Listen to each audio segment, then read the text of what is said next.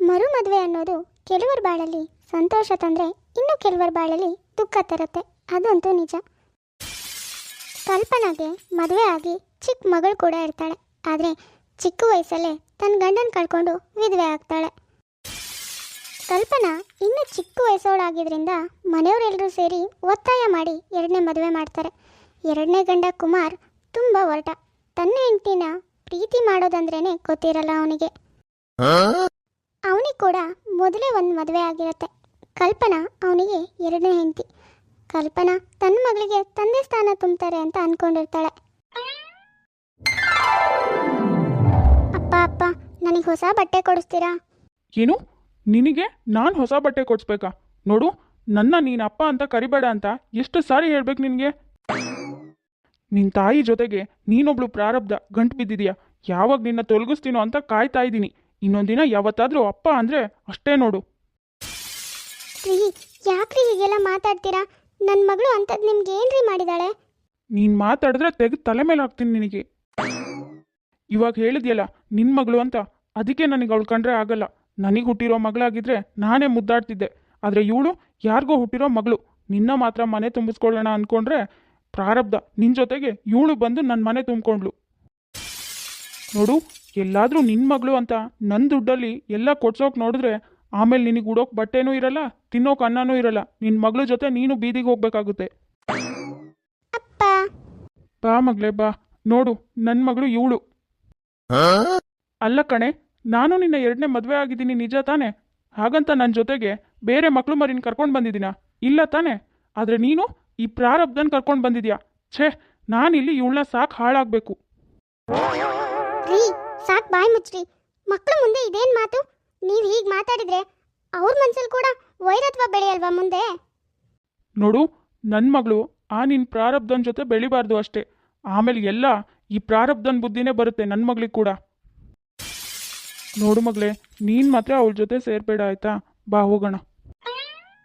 ಅಯ್ಯೋ ದೇವ್ರೆ, ಮಗಳೇ, ಅವ್ರ ಮಾತಿಗೆ ನೀನೇನು ಬೇಜಾರು ಮಾಡ್ಕೊಳ್ಬೇಡ. ಎಷ್ಟೇ ಆದರೂ ಅವ್ರು ನಿನ್ನ ತಂದೆ ಮಗಳೇ, ಅವ್ರ ಮೇಲೆ ಕೋಪ ಮಾಡ್ಕೊಳ್ಬಾರ್ದು ಆಯ್ತಾ? ಅಯ್ಯೋ ಸಾಕು, ಸುಮ್ಮನೆ ಇರಮ್ಮ. ಅವ್ರು ಹೇಗೆ ನನ್ನ ತಂದೆ ಆಗ್ತಾರೆ? ನನ್ನ ತಂದೆ ಆಗಿದ್ರೆ ಹೀಗೆಲ್ಲ ಮಾತಾಡ್ತಿರ್ಲಿಲ್ಲ ತಾನೇ? ನಾನು ಇಲ್ಲಿರೋ ಬದಲು ಅಜ್ಜಿ ಮನೆಗಾರು ಹೋಗಬೇಕಿತ್ತು. ಛೇ. ಕಲ್ಪನಾ ಮೊದಲನೇ ಗಂಡನ ಮಗಳು ಪ್ರಿಯಾಂಕಾ. ಕುಮಾರ್ ಮತ್ತು ಕಲ್ಪನಾ ಮಗಳು ಸಾನ್ವಿ. ಹಾಗಾಗಿನೇ ಕುಮಾರ್ಗೆ ತನ್ನ ಮಗಳು ಕಂಡ್ರೆ ತುಂಬಾ ಪ್ರೀತಿ. ಆದರೆ ಕಲ್ಪನನ ಮಗಳು ಪ್ರಿಯಾಂಕನ ಕಂಡ್ರೆ ಸ್ವಲ್ಪನೂ ಆಗ್ತಾ ಇರಲ್ಲ. ಯಾವಾಗಲೂ ಅವಳಿಗೆ ಏನಾದರೂ ಬೈತಾನೆ ಇರ್ತಾನೆ. ಯಾವಾಗಲೂ ಅವಳು ಏನೇ ಮಾಡಿದ್ರು ತಪ್ಪು ಅಂತ ಹೇಳ್ತಾ ಇರ್ತಾನೆ. ಪಾಪ, ಇದರಿಂದ ಪ್ರಿಯಾಂಕನಿಗೆ ಕೂಡ ತುಂಬಾ ಬೇಜಾರಾಗ್ತಿರುತ್ತೆ. ಹೀಗೆ ಸ್ವಲ್ಪ ದಿನ ಕಳೆಯುತ್ತೆ. ಮಕ್ಕಳಿಬ್ರು ಸ್ವಲ್ಪ ದೊಡ್ಡವ್ರು ಕೂಡ ಆಗಿರ್ತಾರೆ.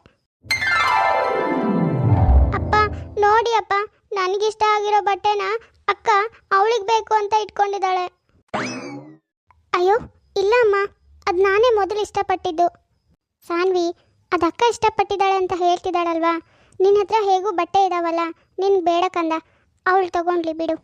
ನೋಡಿ ಅಪ್ಪ, ಅಮ್ಮ ಕೂಡ ಅಕ್ಕನಿಗೆ ಸಪೋರ್ಟ್ ಮಾಡಿ ಮಾತಾಡ್ತಿದ್ದಾಳೆ. ನೋಡು ಕಲ್ಪನಾ, ಈ ಮನೇಲಿ ಏನೇ ಒಂದಾದರೂ ನನ್ನ ಮಗಳು ತಗೊಂಡು ಬಿಟ್ಟ ಮೇಲೇ ನಿನ್ನ ಮಗಳು ತಗೋಬೇಕು. ಮೊದಲಿಂದನೂ ಹೇಳಿದ್ದೀನಿ ತಾನೇ ನಿನಗೆ? ನೋಡಿ, ಇವಾಗ ತಗೊಂಡಿರೋ ಬಟ್ಟೆ ನನ್ನ ಹಣದಲ್ಲಿ ತಂದಿರೋದು, ಅದು ನಾನು ಇಷ್ಟಪಟ್ಟು. ಹಾಗಿರುವಾಗ ಮೊದಲನೇ ಆದ್ಯತೆ ನನಗೇ ಇರುತ್ತೆ. ಬೇಕಾದರೆ ಸಾನ್ವಿಗೆ ನಿಮ್ಮ ಕೈನಲ್ಲಿರೋ ಹಣದಲ್ಲಿ ಕೊಡಿಸಿ, ಅದು ಬಿಟ್ಟು ನನ್ನ ಹಣದಲ್ಲಿ ತಂದಿರೋದನ್ನು ಕೊಡೋದಲ್ಲ. ನೋಡಿದ್ಯೇನೆ ಕಲ್ಪನಾ, ನಿನ್ನ ಮಗಳು ಹೇಗೆ ಮಾತಾಡ್ತಿದ್ದಾಳೆ ಅಂತ? ಅಪ್ಪ ಅನ್ನೋ ಗೌರವ ಇಲ್ಲ ಅವಳಿಗೆ. ನೋಡಿ ಕುಮಾರ್, ಅಪ್ಪ ಅನ್ನೋ ಗೌರವ ಬರೋದು ಅಪ್ಪನ ಸ್ಥಾನ ತುಂಬಿದಾಗ ಮಾತ್ರ. ಅದು ಬಿಟ್ಟು ಹಾದಿ ಬೀದಿನಲ್ಲಿ ಹೋಗೋರ್ಗೆಲ್ಲ ಅಪ್ಪ ಅಂತ ಗೌರವ ಕೊಡೋಕ್ಕಾಗಲ್ಲ. ಅಯ್ಯೋ ಅಯ್ಯೋ ಅಯ್ಯೋ, ನನಗೆ ಎದುರು ಮಾತಾಡ್ತಿದ್ದಾಳೆ. ಎಲ್ಲ ನಿನ್ನಿಂದಾನೆ ಕಣೆ. ಸರಿಯಾಗಿ ನಿನ್ನ ಮಗಳಿಗೆ ಬುದ್ಧಿ ಹೇಳ್ಕೊಟ್ಟಿದ್ರೆ ಅವಳು ಹದ್ಬಸ್ನಲ್ಲಿರ್ತಿದ್ಲು. ಆದರೆ ನೀನು ಸರಿಯಾಗಿ ಬುದ್ಧಿ ಹೇಳ್ದೇನೆ ಇವಳು ಇಷ್ಟೊಂದು ಹಚ್ಕೊಂಡಿರೋದು. ನಿನಗೆ ಗ್ರಹಚಾರ ಬಿಡಿಸಿದ್ರೆ ಸರಿಯಾಗತ್ತೆ. ಅಲ್ಲ, ನನ್ನ ಮೇಲಿನ ಕೋಪನ ಅಮ್ಮನ ಮೇಲೆ ಯಾಕೆ ತೋರಿಸ್ತಾ ಇದ್ದೀರಾ ನೀವು? ಯಾಕೆ ಅಂದರೆ ನಿನ್ನ ಹದ್ಬಸ್ನಲ್ಲಿ ಇಟ್ಟಿದ್ದಿದ್ರೆ ಇವತ್ತು ನೀನು ನನಗೆ ಎದುರು ಮಾತಾಡ್ತಿರ್ಲಿಲ್ಲ. ತಿಳ್ಕೊ, ಇನ್ಯಾವತ್ತಾದರೂ ನನಗೆ ಎದುರು ಮಾತಾಡೋದು, ನಾನು ಹೇಳಿದ್ದನ್ನ ಕೇಳದೆ ನಾಟಕ ಮಾಡೋದು, ಹೀಗೆಲ್ಲ ಮಾಡಿದ್ರೆ ನಿನ್ನ ತಾಯಿ ಚರ್ಮ ಸೊಲಿತೀನಿ. ನೋಡಿ ಕುಮಾರ್, ನಿಮ್ದು ಯಾಕೋ ತುಂಬ ಜಾಸ್ತಿ ಆಗ್ತಾ ಇದೆ. ಪ್ರಿಯಾಂಕಾ, ಹೋಗ್ಲಿ ಬಿಡಮ್ಮ, ನನ್ನ ಮಾತು ಕೇಳು. ಈ ಬಟ್ಟೆನ ನಿನ್ನ ತಂಗಿ ಕೊಡು, ನೀನು ಬೇರೆ ತಗೊಳಮ್ಮ. ಕುಮಾರ್ ಯಾವಾಗಲೂ ತನ್ನ ಮಗಳಿಗೆ ಮೊದಲನೇ ಆದ್ಯತೆ ಕೊಡ್ತಾ ಇದ್ದ. ಪ್ರಿಯಾಂಕಾ ಏನೇ ತಪ್ಪು ಮಾಡಿದ್ರು ಕೂಡ ಹೆಂಡತಿ ಕಲ್ಪನೆನಿಗೆ ಹೊಡಿತಾ ಇದ್ದ, ಬೈತಾ ಇದ್ದ. ಇದೆಲ್ಲ ನೋಡಿ ನೋಡಿ ಪ್ರಿಯಾಂಕನಿಗೆ ಕುಮಾರ್ ಮೇಲೆ ಯಾವುದೇ ರೀತಿ ಗೌರವ ಇರಲ್ಲ. ಆದರೂ ಕೂಡ ತನ್ನ ತಾಯಿಗೋಸ್ಕರ ಅನಿವಾರ್ಯವಾಗಿ ಅದೇ ಮನೇಲಿರ್ತಾ ಇದ್ಲು. ಆ ಮನೇಲಿ ಪ್ರಿಯಾಂಕಾ ಮಾತ್ರ ಸೇವಕಿ ಥರ ದುಡಿಬೇಕಿತ್ತು, ಆದರೆ ಸಾನ್ವಿ ರಾಣಿ ಥರ ಇರ್ತಾ ಇದ್ಲು. ಹೀಗೆ ಕೆಲವು ದಿನ ಕಳೆಯುತ್ತೆ. ಒಂದಿನ ಪ್ರಿಯಾಂಕಾ ಪಾರ್ಕ್ನಲ್ಲಿ ತಾನು ಪ್ರೀತಿ ಮಾಡ್ತಿರೋ ಹುಡುಗನ ಜೊತೆ ಮಾತಾಡ್ತಾ ಕೂತಿರ್ತಾಳೆ. ಆದರೆ ಅದನ್ನ ಸಾನ್ವಿ ನೋಡ್ಬಿಟ್ಟು ತನ್ನ ತಂದೆ ಹತ್ರ ಹೋಗಿ ಚಾಡಿ ಹೇಳ್ತಾಳೆ. ಕುಮಾರ್ ಮೊದಲೇ ಪ್ರಿಯಾಂಕಾ ಚೂರು ತಪ್ಪು ಮಾಡಿದ್ರೆ ಸಾಕು ಅದನ್ನೇ ದೊಡ್ಡದು ಮಾಡಿ ಬಿಂಬಿಸ್ತಾ ಇರ್ತಾನೆ. ಹಾಗಿರುವಾಗ ಯಾರೋ ಹುಡುಗನ ಜೊತೆ ಪಾರ್ಕ್ನಲ್ಲಿ ಕುತ್ಕೊಂಡು ಮಾತಾಡ್ತಿದ್ದಾಳೆ ಅಂದರೆ ಸುಮ್ಮನೆ ಬಿಡ್ತಾನ? ಮನೆಗೆ ಬರೋದೇ ತಡ ಶುರು ಮಾಡ್ತಾನೆ. ನೋಡಿದೇನೆ ಕಲ್ಪನಾ, ನಿನ್ನ ಮಗಳು ಪಾರ್ಕ್ನಲ್ಲಿ ಯಾವಂದ ಜೊತೆ ಲಲ್ಲೆ ಹೊಡಿತಾ ಕೂತಿದ್ಲಂತೆ. ಛೇ, ನಿನ್ನ ಮಗಳಿಂದ ನಮ್ಮ ಮನೆ ಮರ್ಯಾದೆ ಎಲ್ಲ ಹೋಯ್ತು. ಅದೇನು ಅಂತ ಪ್ರಾರಬ್ಧನ ನನ್ನ ಮನೆಗೆ ತಂದು ಸೇರಿಸಿದ್ಯೋ ಏನೋ. ಪ್ರಿಯಾಂಕಾ, ನಿಜಾನೇನೆ ನಿನ್ನ ತಂದೆ ಹೇಳ್ತಾ ಇರೋದು? ಯಾರೇ ಅವನು? ಯಾಕೆ ಹೀಗೆಲ್ಲ ಮಾಡಿದೆ? ನನಗೊಂದು ಮಾತು ಹೇಳ್ಬೇಕಂತ ಗೊತ್ತಾಗಿಲ್ವೇನೆ ನಿನಗೆ? ಅಮ್ಮ, ನಿನಗೆ ಎಷ್ಟು ಸಾರಿ ಹೇಳಿಲ್ಲ, ಅವ್ರು ನನ್ನ ತಂದೆ ಅಲ್ಲ. ನನ್ನ ತಂದೆ ತೀರೋಗಿ ಯಾವುದೋ ಕಾಲ ಆಗಿದೆ. ಇವಾಗಿರೋದು ನಿನ್ನ ಗಂಡ. ನೋಡಮ್ಮ, ನಿನ್ನ ಗಂಡನ ಹತ್ರ ನನ್ನ ವಿಷಯ ಹೇಳೋ ಯಾವ ಅವಶ್ಯಕತೆನೂ ನನಗಿಲ್ಲ. ಆದರೆ ನಿನ್ನ ಹತ್ರ ಹೇಳ್ತೀನಿ, ಅವನು ನಾನು ಪ್ರೀತಿ ಮಾಡ್ತಿದ್ದೀವಿ, ಮದುವೆ ಆಗಬೇಕು ಅಂತಾನು ಅಂದ್ಕೊಂಡಿದ್ದೀವಿ. ಅಯ್ಯೋ ಭಗವಂತ, ಇದೇನೇ ಮಾತಾಡ್ತಿದ್ಯಾ ನೀನು? ನೋಡು ಕಲ್ಪನಾ, ನಿನಗೆ ಮೊದಲೇ ಹೇಳಿದ್ದೀನಿ, ನಿನ್ನ ಮಗಳು ನಮ್ಮ ಮನೇಲಿ ನಾನು ಹೇಳ್ದಂಗೆ ಕೇಳ್ಕೊಂಡು ಬಿದ್ದಿರಬೇಕು ಅಂತ. ಅದನ್ನು ಬಿಟ್ಟು ಯಾವಂದರ ಜೊತೆ ಓಡೋಗಿ ಮರ್ಯಾದೆ ಕಳೆಯೋದನ್ನು ಬೇಕಾಗಿಲ್ಲ. ಅವಳಿಗೆ ಹುಡುಗನ ನೋಡಿದ್ದೀನಿ, ನಾನು ನೋಡಿರೋ ಹುಡುಗನ ಜೊತೆನೇ ಅವಳು ಮದುವೆ ಆಗಬೇಕು. ನೆನ್ಪಿಟ್ಕೊ ನೀನು. ನೋಡಮ್ಮ, ನಿನ್ನ ಗಂಡ ಹೇಳ್ದಾಗೆಲ್ಲ ಕೇಳ್ಕೊಂಡಿರೋಕ್ಕಾಗಲ್ಲ ನನಗೆ. ನಾನು ಇಷ್ಟಪಟ್ಟಿರೋ ಹುಡುಗನ ಜೊತೆನೇ ನಾನು ಮದುವೆ ಆಗೋದು. ಇದರಲ್ಲಿ ನಿನ್ನ ಗಂಡನ ಮಧ್ಯೆ ಬರೋಕ್ಕೆ ಹೇಳ್ಬೇಡ. ಅಯ್ಯೋ ಅಯ್ಯೋ ಅಯ್ಯೋ ಅಯ್ಯೋ, ನೋಡಿದ್ಯೇನೆ ಕಲ್ಪನಾ, ನಿನ್ನ ಮಗಳು ಹೇಗೆ ಮಾತಾಡ್ತಿದ್ದಾಳೆ ಅಂದರೆ ಯಾವಂದರ ಜೊತೆ ಓಡೋಗಿ ನಮ್ಮ ಮರ್ಯಾದೆ ಎಲ್ಲ ತೆಗಿಬೇಕು ಅಂತ ಡಿಸೈಡ್ ಮಾಡ್ಕೊಂಡಿದ್ದಾಳೆ ನಿನ್ನ ಮಗಳು. ನೋಡು ಕಲ್ಪನಾ, ನಿನ್ನ ಮಗಳಿಗೆ ಇವತ್ತೇ ಹೇಳು, ನಾನು ನೋಡಿರೋ ಹುಡುಗನೇ ಮದುವೆ ಆಗಬೇಕು. ಅದು ಬಿಟ್ಟು ಇವಳೆಲ್ಲರೂ ಹಾಗೆ ಮಾಡಿಲ್ಲ ಅಂದರೆ ನಾನು ಇವತ್ತೇ ಪ್ರಾಣ ಬಿಡ್ತೀನಿ. ನನ್ನ ಹೆಣದ ಮೇಲೆ ಅವಳು ಮದುವೆ ಆಗೋಕೆ ಹೇಳು. ಅಯ್ಯೋ, ಯಾಕ್ರಿ ನೀವು ಹೀಗೆಲ್ಲ ಮಾತಾಡ್ತಾ ಇದ್ದೀರಾ? ಹಾಗಾದರೆ ನಿನ್ನ ಮಗಳಿಗೆ ಇವಾಗಲೇ ಹೇಳು, ನಾನು ನೋಡಿರೋ ಸಂಬಂಧ ಒಪ್ಕೊಂಡು ಮದುವೆ ಆಗೋಕೆ ಹೇಳು. ಅಯ್ಯೋ, ಅದು ಹಾಗಲ್ಲ ರೀ, ನಾನು ಹೇಳೋದು ಸ್ವಲ್ಪ ಕೇಳಿ. ಅಯ್ಯೋ, ಇದೇನ್ರಿ ನಿಮ್ಮ ಹುಡುಗಾಟ? ಮೊದಲು ಬಿಡ್ರಿ ಅದನ್ನ. ನೋಡು ಕಲ್ಪನಾ, ನೀನು ನನ್ನ ಸಂಧಾನ ಮಾಡೋಕ್ಕೆ ಬರಬೇಡ.